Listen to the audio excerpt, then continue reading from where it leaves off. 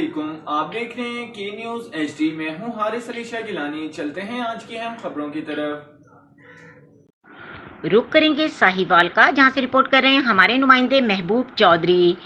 Metropolitan corporation کے ناقص کارکردگی، کوڑا کرکٹ اور خراب سیوریج کا نظام عوام کے لیے درد سر بنا ہوا ہے۔ ساہیوال میں میٹروپولیٹن کارپوریشن افسران اور ضلع انتظامیہ کے دعوے دھرے کے دھرے رہ گئے۔ گندگی، کوڑا کرکٹ کے ڈھیر سڑک کے کنارے پڑے نظر آتے ہیں، مگر سوشل میڈیا کی حد تک اور تصاویر کی حد تک تو سب کچھ اچھا ہے۔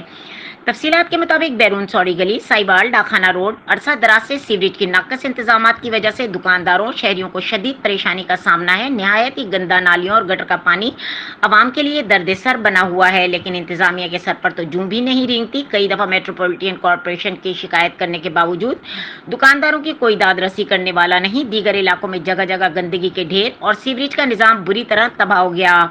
علاقہ مکینوں کا کہنا ہے کہ جب بھی متعلقہ افسران کو شکایت درج کرائی جاتی ہے تو صرف لالی پاپ دے کر بھیج دیا جاتا ہے۔ گندگی کے ڈھیر اور سیوریج کا نظام درست نہیں کیا جاتا اور اس کوڑا کرکٹ اور گندے پانی کی وجہ سے بیماریاں پھیل رہی ہیں، جن میں سانس اور جلد کی بیماریاں اس وقت عام ہو چکی ہیں، جس کی وجہ سے علاقہ مکین اسپتالوں کا رخ کرنے پر مجبور ہیں۔ مزید خبروں اور اپڈیٹس کے لیے ہمارے ساتھ رہیے گا۔ تب تک کے لیے اپنا خیال رکھیے گا۔ اللہ حافظ۔